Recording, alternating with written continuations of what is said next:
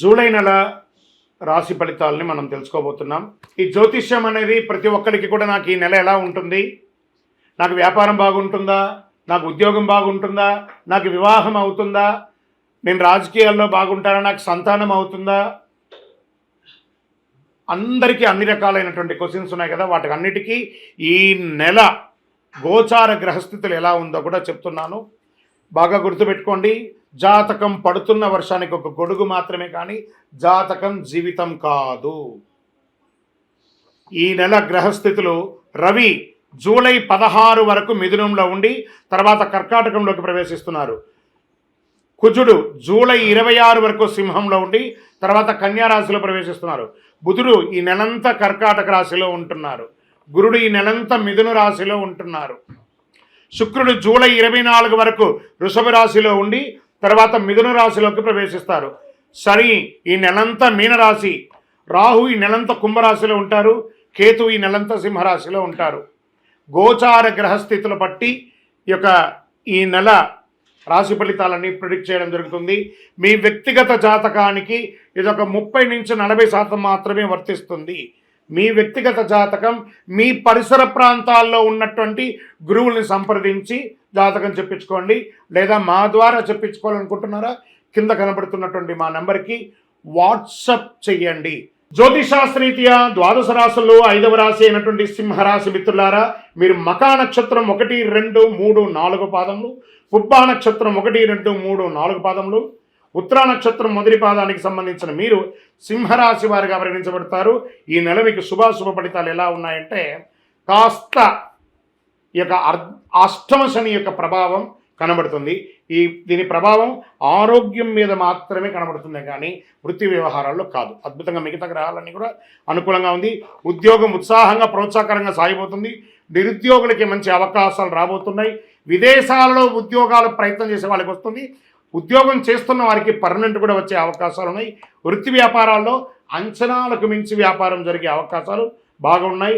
ఆర్థిక వ్యవహారాలు సమయం బాగా అనుకూలంగా ఉంది. చిట్ ఫండ్స్, బ్యాంక్ లోన్స్ లేదా ప్రభుత్వం నుంచి పర్మిషన్స్ ఇవన్నీ కూడా ఎదురు చూస్తున్నారు కదా, అవన్నీ రాబోతున్నాయి. మీరే ఇతరులకు సహాయం చేసే స్థితికి ఎదుగుతారు. విదేశాల్లో విదేశీ కంపెనీతో కలిసి వ్యాపారం చేసే ఈ నెలలో అప్రమత్తంగా ఉండాలి. ఎల్సీ లేకుండా ఇవ్వకండి, జాగ్రత్త పడండి.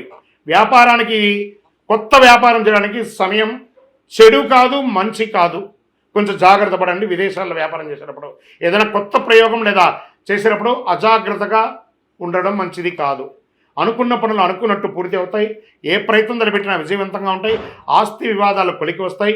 మిత్రుల సహాయంతో ముఖ్య వ్యవహారం అద్భుతంగా చేస్తారు. పెళ్లి ప్రయత్నాలు కొద్దిపాటి ఆశాభంగం అవుతుంది. ప్రేమ వ్యవహారాల్లో అన్యోన్యత తగ్గే అవకాశాలు ఉన్నాయి, జాగ్రత్త పడండి. విడిపోయిన భార్యాభర్తలు సహోద్య కాస్త తగ్గినట్టుంది. కూర్చొని మాట్లాడి ఇది మన జీవితం కాబట్టి కలవండి. విద్యార్థులకు సమయం చాలా అనుకూలంగా ఉంది. ఉన్నత విద్య చాలా మంచి ఫలితాలని, ప్రసిద్ధ కళాశాల లేదా విశ్వవిద్యాలయాల్లో మీకు ప్రవేశం పొందే అవకాశాలు ఉన్నాయి. ఆరోగ్యం, శస్త్రచికిత్స అవసరమయ్యే అవకాశాలు కనబడుతున్నాయి, జాగ్రత్త. మళ్ళీ ఇదే చెప్తున్నాను, ముందే చెప్పాను. వేగవంతమైనటువంటి ఆరోగ్యం తీసుకోవడం, కొలెస్ట్రాల్ మరియు షుగర్ ఇవన్నీ కూడా జాగ్రత్తగా చూసుకోవాలి. క్రీడారంగం వారికి చాలా అనుకూలంగా ఉందని కూడా చెప్పచ్చు. రాజకీయ నాయకులకి మిశ్రమం. ప్రజాక్షేత్రంలో వెళ్ళేటప్పుడు నోరు అదుపులో పెట్టుకొని వెళ్ళండి. షేర్ మార్కెట్ మిశ్రమం. మీడియా రంగం వారికి బాగుంది. సాఫ్ట్వేర్ రంగం వారికి బాగా ప్రెషర్ ఉంటుంది.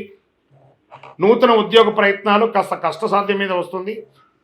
చంద్రాష్టమం 15/7/2025 11:58 నుండి 18/7/2025 3:39 ఉదయం వరకు చంద్రాష్టమం ఉంటుంది. జాగ్రత్తగా ఉండి 2.5 రోజులు కూడాను. అనుకూలమైనటువంటి రోజులు ఈ నెలలో 3, 6, 9, 11, 14 ఈ రోజులంతా కూడా మీకు అనుకూలంగా ఉంటుంది. అదృష్ట సంఖ్యలు 4 మరియు 6 నంబర్లు మీకు కలిసి వస్తుంది. కరుంగాళిమాల. ఈరోజు ఎక్కడ చూసినా సమాజంలో కరుంగాళిమాల గురించి బాగా మాట్లాడుతున్నారు. ఇదేదో ఒక దేవాలయానికి సంబంధించింది కాదండి. ఎక్కడో తమిళనాడులో ఒక దేవాలయంలో అది తయారవుతుంది, కానే కాదు. ఇది వెస్టర్న్ ఘాట్స్లో తయారయ్యే కరుంగాలి కట్టె అంటారు. ఈ యొక్క మాల అద్భుతమైనటువంటి కట్ట, ఆ యొక్క కర్రతో తయారు చేసింది. చాలా అతి శక్తివంతమైనటువంటి ఈ యొక్క మాల. ఒట్టిగా మాలగా తయారు చేస్తుంది, దాంట్లో ఒక రకమైనటువంటి శక్తి ఉంటుంది. కానీ దానికి శక్తిని ఇంకా కొంచెం పెంచడానికి ఒక 48 రోజులు పూజ చేసి, సుదర్శన చండీ హోమాదులన్నీ కూడా చేసి, దీనికి సంపుటి చేసి, ఆరాధన చేసి, ల్యాబ్ టెస్ట్ చేసి మరి సిద్ధంగా ఇస్తున్నాం.